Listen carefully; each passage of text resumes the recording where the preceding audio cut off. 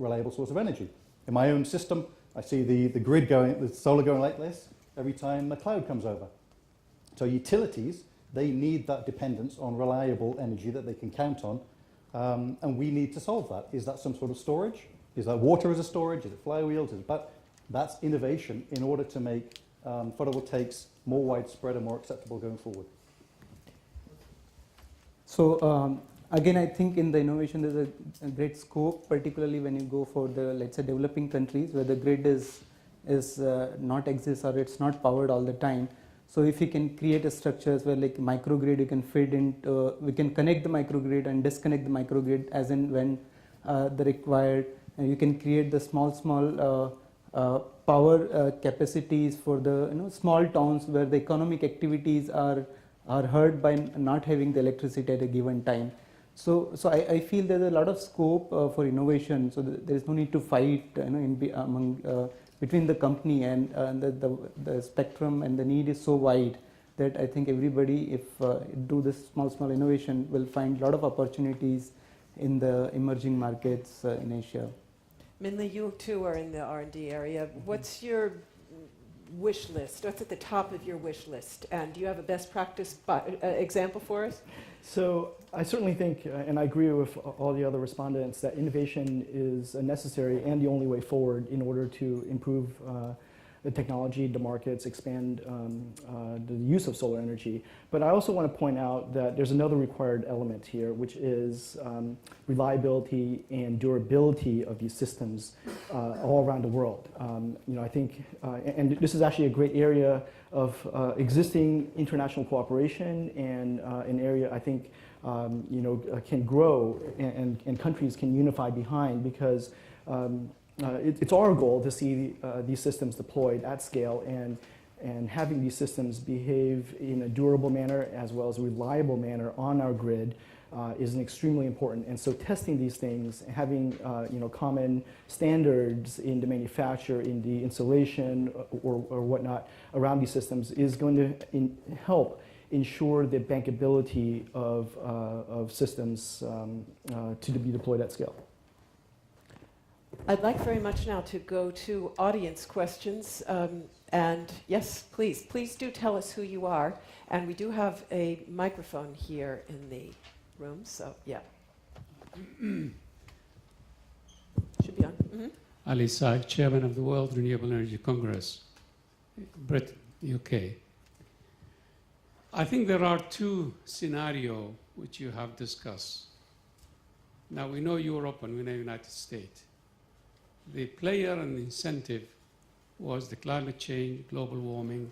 The public is convinced there is a market. The public is investing. The public is pushing the governments and the stakeholder to invest. Then when you take China and you take India, it's a different scenario. Although the government tried to invest locally, but it was export, employment, and making more money through exports. So therefore, these are the two scenarios will continue. Now the thing is, we created a major industry through this world, and that major industry, whether Europe or Asia or developing country, it will continue with this mixed attitude for the next 10, 20 years. We're going to go in this limbo situation. We cannot really crystally say how the market is going to develop. And of course, you've got innovative technology coming, as you heard today. That is also mostly in the hand of Europe and the United States, Australia, of course. So you've got to think of these things coming all together and how the market is going to develop. But certainly, the market is buoyant.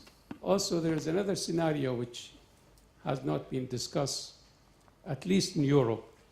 There is local community getting together, creating a company, and making a lot of money, as well as having electricity generated that way, especially in Spain and especially in France. I don't know about Italy. In UK as well, this is happening. So these are my thoughts. Thank you. Thank you. Anybody want to comment on that before we? Yeah. If I may, perhaps India and China started as manufacturing bases. I've been buying from Indian companies for many, many years. Tata, very good one. But right now, they're markets. China will be 4 gigawatts this year. And why? Not because there's a feed-in tariff, but because it's such a damn big country, India as well, that actually it makes economic sense, distributed power. Don't put big power stations and 400-volt towers across the place. It actually makes, or starting to make, economic sense. And that's why we have a vision of the market growing in those countries, where the sun is and where it should grow. Questions? Not a single question out there? Here we have one in the front row.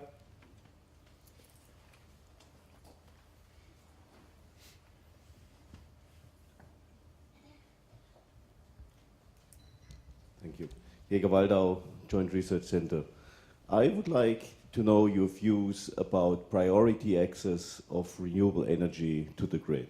How important do you view this, and how can politically this be ensured? Who would like to take a shot at that? I'll take a shot, if you like. I think, let's take the European community as an example. It's not talked about very much, but we have a huge issue coming. We do not have enough energy production for the future. So there's several ways to resolve that. Several countries have decided not to do nuclear.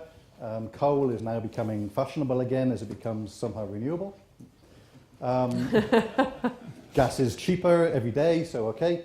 So there are alternative sources, but renewables need to be part of the energy mix if they're the right price.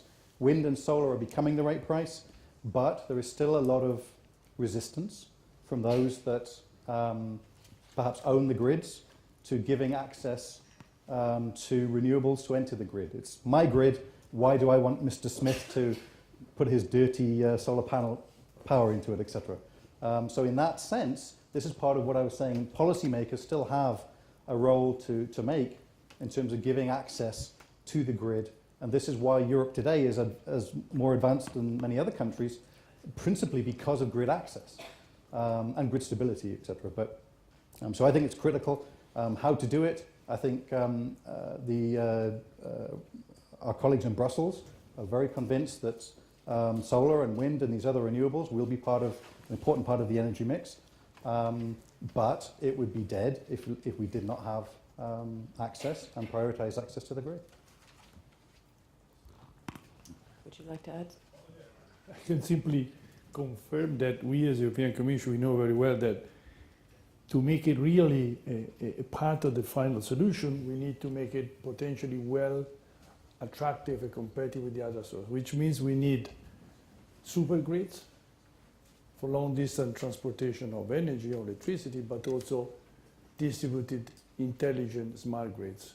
We are now pushing forward the net metering. It's another solution whereby also the final consumer can get profit from the energy electricity produced. So you can, in an intelligent way, understand when you want to sell or when you want to buy electricity. So this is for us, European Commission, a must. We want to create this kind of condition, which doesn't exist at the moment, I agree fully.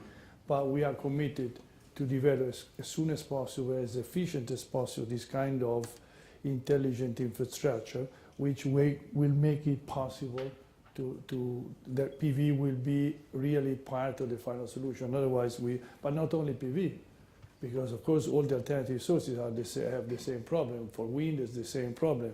For other type of renewable sources, again, there are alternative and intermittent sources. So we know that we need a different type of not only distribution but also management, including we are now developing, for example, an important collaboration with the US in the frame of the EU and US Energy Council, the item of interoperability. So the interoperability is going to be the key issue, how all these systems, including electrical vehicles, batteries, energy storage, energy sources, distributed energy sources, will interact with each other. So this kind of interoperability between the users and the management and the infrastructure and the energy storage should be properly managed. And this is the key issue. And I'm going to Washington to talk to our colleagues in DOE, in fact, next week, because we want to make progress to coordinate this kind of important effort, you know, which is the conditio sine qua non. We will see any kind of sustainable solution in practice. Otherwise, we are just talking about separate issues, but never the core issue. The core issues is to have all the systems working together, including, and then I finish, also the flow of information, because also that's another important issue, which is very difficult, because you need to understand how you communicate, and therefore, again, standards, international standards, are a fundamental issue. And in fact, the basic issue for us and the Americans together is to develop possible common standards, to develop a common market also for the investors, for the industry. So it's ICT, inflow of information, security of information, you know, besides, of course, the hardware, so the electricity flow, the key issue to be solved in the future. Mindy? That's an excellent point. You know, we're really in a brave new world. There's a lot of new technologies and solar, you know, out there. You know, not just solar, and solar certainly growing, you know, at scale in certain regions of the world. But there's also other technologies that are being deployed or about to be deployed, you know, at scale, which will have very large impacts on our electric grid. You pointed out the electrification of our vehicle fleets. That's going to have a very significant impact on the demand and also supply of electricity. The demand response for our buildings and our industrial sectors can also play a very important part of the solution in our smart grid. So, so I want to point out there are real problems here. You know.